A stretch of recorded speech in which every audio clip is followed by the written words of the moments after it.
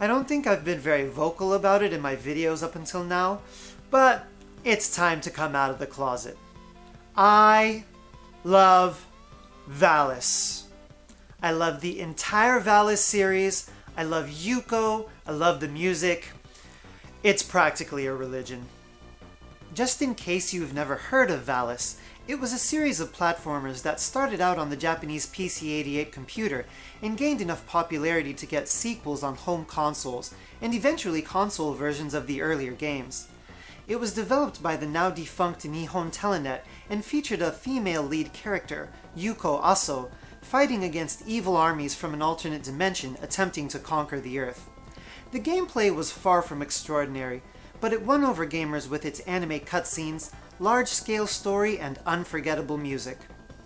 It could be said that most of the Valis games were more presentation than gameplay, but it was probably all that care given to the presentation and cinematics that made the game stand out so much, considering that not very many action games put that much emphasis on story at the time. The series went up to a 4th installment, and the games vary widely in the quality of the actual platforming. Some of them are really good, and some are not. And I think it's high time we decided which game is the best. First of all, so that we're all on the same page, let's make sure we are clear about which Valis games aren't the best. In Japan, there was a Valis released for the Famicom, the Japanese NES. This wasn't an attempt at a port, it was an original game, an action-adventure which may be the only Valis to ever incorporate exploration elements. If it's not evident from seeing the game in motion, I'll put it straight. This game is really bad. The graphics are extremely bland, the environments mostly look the same, so there's no way to know where you are or where you've been. The jump control is muddy. Can I stop there? It's definitely not a contender. But the Famicom Valis is not the worst Valis game ever released on a console. That title goes to the shockingly bad SD Valis for the Sega Mega Drive. SD stands for Super Deformed, a Japanese tradition of cutifying characters from a series for a spin-off. Somehow, the title got bastardized into Sid of Valis for the US release. I'll leave the research project of finding out how that happened to the gaming historian. SD Valis is one of the worst Japanese-developed games I've ever played. The running and jumping momentum is just ridiculous. You get tossed all over the place. Every boss is either a pushover or outrageously cheap. I can't believe how bad it is. But it does have a couple great songs. While it obviously isn't as bad as the two I just mentioned, Valis 2 for the PC Engine CD is clearly out of the running. It's a legitimate platformer and it's possible to beat, but it's more of a fight against the game's physics than it is a well-crafted action game. Boss patterns are essentially unavoidable. You just have to kill them before they kill you. Valis 2 still portrays the beauty of the Valis universe, but it's kusoge to the end. That leaves us with the Sega Mega Drive versions of Valis 1 and 3, the PC Engine versions of Valis 1, 3, and 4, and the Super Famicom Valis 4. One important thing to keep in mind is that different versions of the same entry in the series across platforms are totally different games. They may share some graphical themes and music, but the actual stage structure is not even similar. They're truly different games. That means, for example, that Valis 1 on the Mega Drive and Valis 1 on the PC Engine are completely different gaming experiences. This is symptomatic of the fact that Telenet ultimately saw the action parts of Valis as an afterthought. Because some of these games were PC ports, they weren't released in numerical order, but for the sake of simplicity, let's start at the beginning. Valis 1 on the Mega Drive is a pretty good example of the Valis legacy. It has lots of cutscenes about two friends who have been recruited to opposite sides of a battle for Earth. The soundtrack is goosebump-inducing and inspirational, but the actual gameplay is rather dry. The jump momentum is slow and cheap-feeling, and the level design certainly wasn't built to test your reflexes. The boss patterns aren't cheap, but the huge life bar they give you makes it pretty easy up until the fight against Reiko, your best friend who is recruited to the side of evil. It's a solid 6 out of 10. Valis 1 for the PC Engine, despite being a port of the very first game in the series, was nearly the last Valis game ever released for a console and came out only days before Super Valis 4. It's vastly different from the PC original, and that's a good thing. The level design is quite navigable. This was a Super CD, so the graphics have more detail than even the Mega Drive version, and of course the CD soundtrack does a great job of capturing the intensity of the original compositions, with some added embellishments. This inception of Valis 1 was also blessed with the best controls of any game in the series. The jump gravity is smooth and the hit detection is very reliable. While it is quite easy up until the last level, Valis 1 on the PC Engine is a blast to play and definitely one of the best games to ever bear the Valis name. Valis 3 on the Mega Drive is not so different from Valis 1 for the same console. The level design isn't bad, but you'll easily hop through most of it up until the last level or two. The music, story, and imagery make up the core of the game. The action is secondary. And while we're on the topic, let me say that the music in Valis 3 is some of my favorite game music ever, of any generation or genre. It's like futuristic jazz prog rock from the year 3000.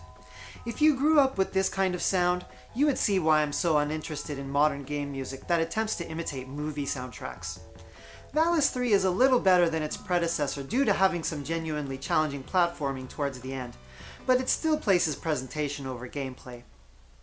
Valis 3 on the PC Engine is much more similar to the game with the same name on the Mega Drive than the PC Engine and Mega Drive versions of Valis 1 are. There are some additional levels, and the levels that take place in the same locations are laid out a bit differently, but the control and jump momentum feel exactly the same. This is due to the fact that they weren't console ports, but original games developed for the consoles simultaneously. Some viewers may remember Valis 3 appearing in another one of my videos. Legendary difficulty spikes. That's right, Valis 3 for the PC Engine has one of the most absurd difficulty spikes in gaming history, right in the middle of the game. Level 5 requires you to navigate across small platforms with constant death pits below, and all kinds of enemies attacking from every direction. It doesn't help that taking damage sends you flying backwards like you just got hit by a car. And the rest of the game is just as easy as all the other Valis games I've already mentioned. It's nice that it provides you with a sufficient challenge, but it's at the cost of a balanced game. Valis managed to appear on all three of the major 16-bit consoles, including the Super Nintendo. Super Valis 4, called Super Valis Akakitsuki no Otome in Japan, is a shockingly well-made platformer. Your sword slice feels a lot broader and more sufficient than the previous games. You know a game has good control when it feels satisfying just to kill standard enemies. You can also hold the shoulder buttons to run faster and jump further than usual, which adds extra depth to the platforming and is perfectly reliable. The magic system is different from the previous games. Instead of getting a new magic spell after beating a boss, you find magic items within the levels and can store them to be activated whenever you think you'll need them. In standard fashion for Valis, several of the background songs are amazing. There are only 6 levels, but the challenge grows progressively and it will take a good bit of practice to complete. Super Valis 4 showed us that Telenet was capable of making a good action game when they put their hearts in it. And lastly, the PC Engine Valis 4. While Super Valis and Valis 4 are supposed to be the same game on different consoles, they're hugely different. A few levels have the same locale, like ruins or a cathedral, but the level design couldn't be more different. Valis 4 on the PC Engine features 10 levels, which are much longer than anything on the SNES counterpart, and about half of them are exclusive to this inception. You eventually have 3 characters in your party that you can switch between at will. Rena and her twin sister Amu, who are members of an army trying to stop a demon from resurrecting, and Asphal, the demon prince's father. They all have different special abilities. Rena can slide, Amu can double jump, and Asphal can walk safely on top of spikes and hazards. Most people who attempt Valis 4 will have a similar experience. Once you get to the cathedral level, the difficulty jumps sharply and you'll feel discouraged at first. But a little perseverance reveals that the game isn't difficult because of unreliable control or hit detection. It just demands that you're nimble enough to avoid relatively fast enemy attack patterns while fighting against a time limit. If you can manage to beat this level, it will give you renewed self-confidence that, even if it takes many tries, this game can be beaten. The levels do progressively get harder and harder and require some memorization, but the satisfaction when you beat one of them is hard to match. and it also contains that one element which is indispensable for a game with the Valis title, a magnificent soundtrack. Again, it's hard to place the music in any particular genre. Maybe you could call it a mix of synthpop and progressive rock. But one thing I can say with certainty is every single level track is a masterpiece. Valis 4 isn't just a good game for a Valis game, it's a great platformer that you can enjoy over and over again, and one that will build your gaming skills. As far as I'm concerned, Valis 4 on the PC Engine is without a doubt the best game to ever bear the Valis name.